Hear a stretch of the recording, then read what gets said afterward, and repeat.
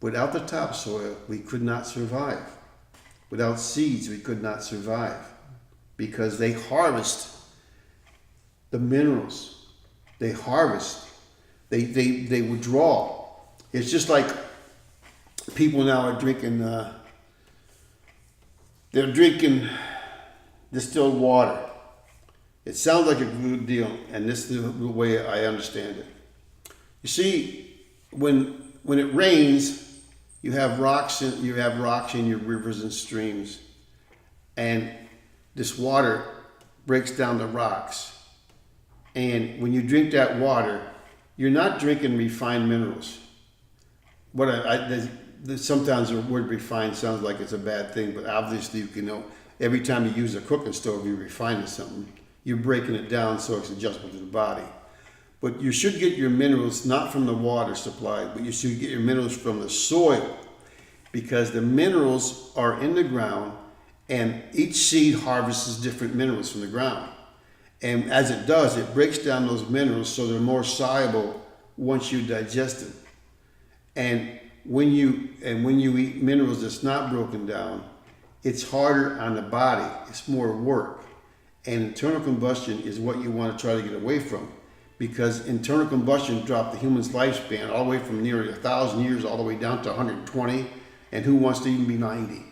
See what I'm saying? Because it wears the body. What wears the body out? They talk about, go buy this product. It increases your lifespan. No. What wears your body out is internal combustion, forcing enormous amounts of heat, breaking down this food. And your body, first of all, your body only affords you a conscience 2/3 of your lifespan.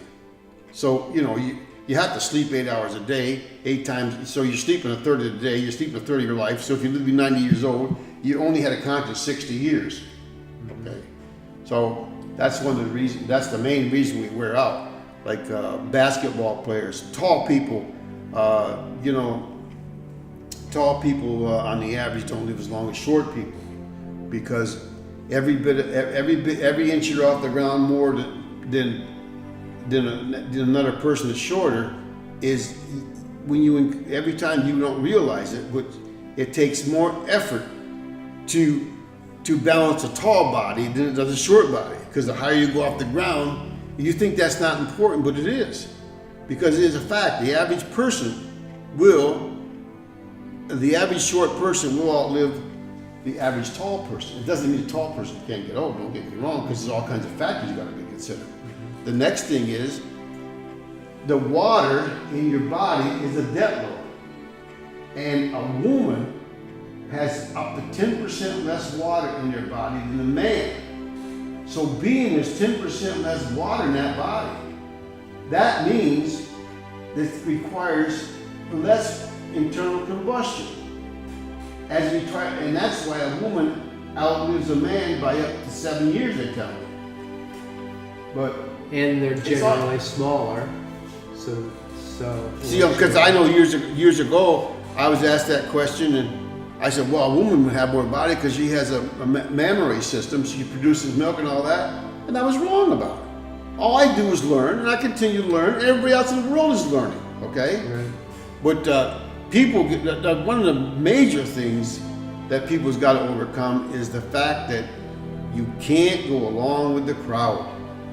Okay, one of my best friends, he was Catholic, and he said, Catholic is the biggest and the only religion in the world. The rest are all, they don't know anything about the Bible. I come to the conclusion that basically none of the churches know much about the Bible. Okay? And they're more interested in preaching their traditions than they are the Bible. Okay? Mm-hmm. Because when you see people saying, wow, it's Easter Sunday morning, and they have all this stuff. Easter doesn't have nothing to do with the resurrection of Christ. It's not that he wasn't resurrected, but in Matthew 12:40 it says, God says to these people, he says, look, an evil and adulterous generation seeketh after a sign, but the Son of Man will be in the heart of the earth for 3 days and 3 nights. Okay, Jonah was in the whale for 3 days and 3 nights. He says, as Jonah was in the whale belly for 3 days and 3 nights, so shall the Son of Man be in the ground for 3 days and 3 nights. So So it's apparently, so now we celebrate Good Friday and Sunday morning you come up. No, it's nonsense. yeah.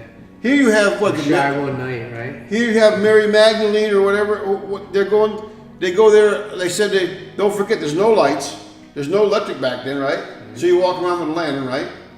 No doubt, Christ was raised.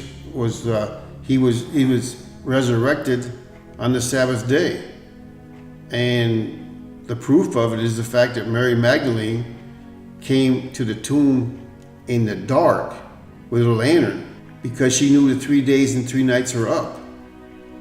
And the 3 days and 3 nights ended prior to sunset for the next day, for the first day of the week. And all of our lives, we observed Sunday like it was the holy day, which it was not. Actually, the Sabbath day is Saturday. The Jewish people know that. And even Christians have their own church that's called the Seventh-day Adventists. And by the fact that the sun doesn't rise or set anyway. And people use that terminology because back they used to think the world was flat. They said, well, the sun was over there this morning and now it's over there tonight. It must be going around the earth. So back then, and these smart meteorologists, they say, well, the sun's going to rise at 6:40. Oh, really? Is that what happens? But you see, what happens is as long as you use the wrong kind of language, you know, as long as you call beef burger a hamburger, when it has nothing to do with pork, people don't stop to think. Okay, I don't know why I'm the way I am. It's just the idea that I'm happy I know all this stuff, and if no one else knows it, I'm not going to worry over it. But I sure heck ain't going to drive down somebody's throat. But at the same time, if somebody wanted to listen for entertainment, that's all I care about. I don't care what they do. What they do with their life is none of my business.